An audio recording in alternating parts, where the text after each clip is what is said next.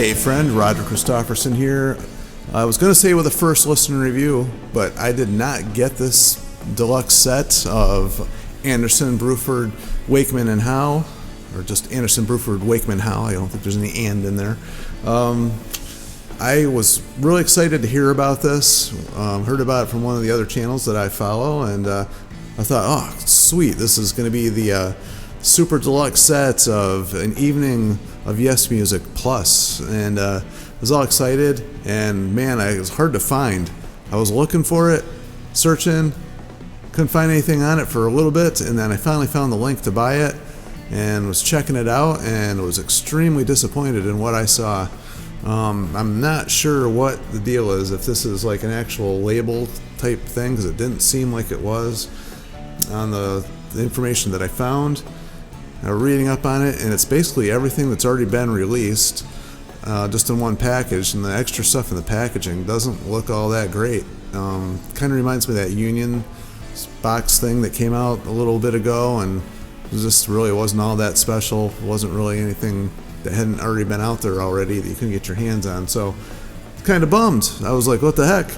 So this is probably more of a rant than it is anything else, or maybe an overview of what it was, and maybe my recommendation on what you could get instead, because there is something kind of cool out there that was not included in this, and that was the live show that they did at the NEC. It was October 24th, 89. There is a disc out there. You can find it. You got to look for it. And this is the shows that were done with Tony Levin. And he's the one who recorded the album with them. In case you don't know what the history of this band is, it's, I can't imagine that anybody listens to Yes doesn't know, but there may be a few of you that maybe don't. Yes had reformed with, Trevor Rabin, and got some of the older members in that hadn't been in the last version of Yes, because Yes has gone through so many members, as most of us all know. And so when they got back together, early 80s, I don't know if it was Trevor Horn who was actually producing the album.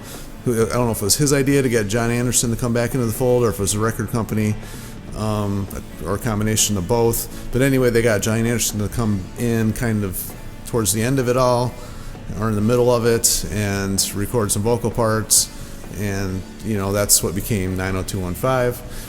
And he did that, and then they did a follow-up album after that, and John was getting kind of sick of the music and wanted to form something new.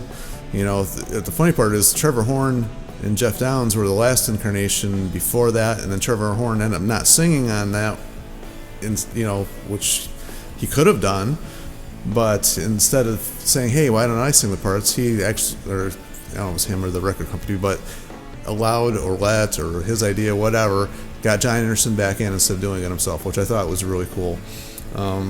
Funny part is he sang on one of the last, he re-recorded the vocal parts on one of the last, not the last one that came out, one of the previous ones, and I can't think of the name of it right now. There's so many Yes albums, but he re-recorded that in place of the other singers.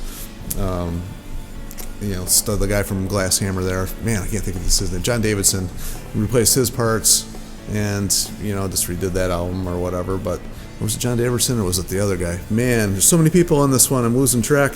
But anyway, I don't think the other one recorded. I think it was John Davidson's vocal parts he replaced. But anyway, that aside, so the band has already been through 1 million members at this point, and so they went on to form Anderson, Bruford, Wakeman Howe. And the reason it's not called Yes is because this other version of Yes that was actually originally called Cinema, that changed their name to Yes when John Anderson joined, wanted to use the name Yes still, so they wouldn't allow Anderson, Bruford, Wakeman Howe to use the name Yes, even though that was all Yes members.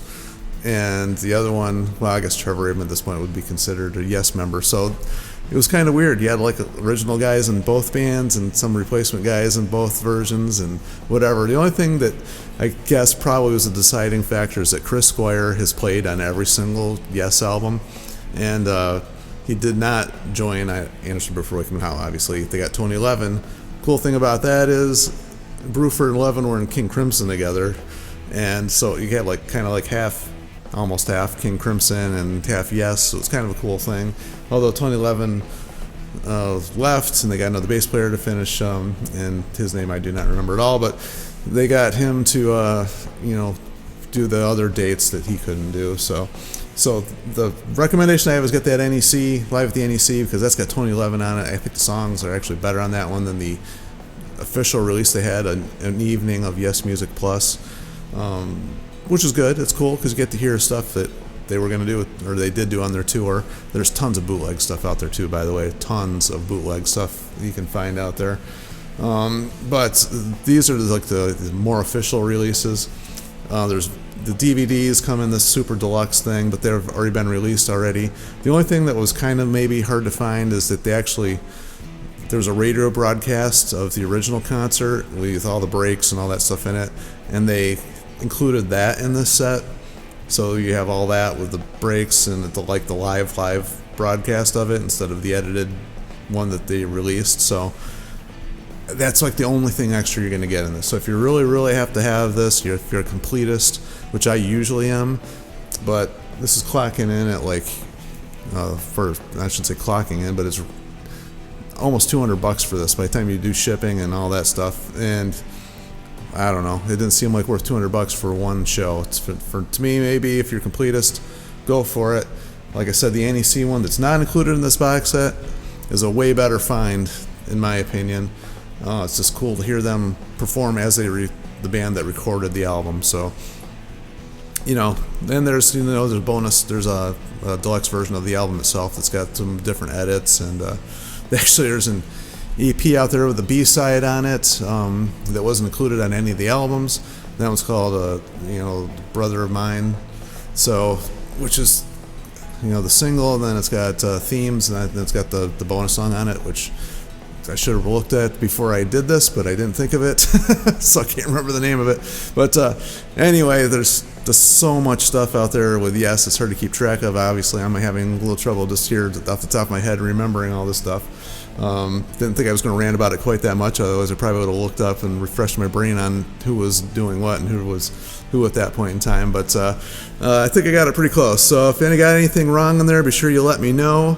Like I said, not sure about the John Davidson vocal being the one being replaced, but I think that's who got replaced on that the one album that Trevor Horn came back and sang on, and all that. But anyway, they've changed their sound so much over the past few years that the Anderson Bruford Wakeman Howe, I think, sounds more like the original, 70s Yes. And I think it was just a modern sound of the earlier songs with the same players, aside from Chris Squire not being involved. So I think it's a good album. I think the live stuff is really cool to listen to, hearing them play Yes songs with Tony on it. But anyway, tell me what you think. I'm not going to go on too much longer here. Kind of extended rant, but had to let people know what the deal was there before you go out and spend too much money on something and you're really not going to be too happy with it when you get it, possibly. So anyway, it's a warning or an overview, whatever you want to call it. But feel free to comment below. Let me know what you think on all this. And, to always feel free to like, share, subscribe, and all that fun stuff. And talk to you in the next one. See ya.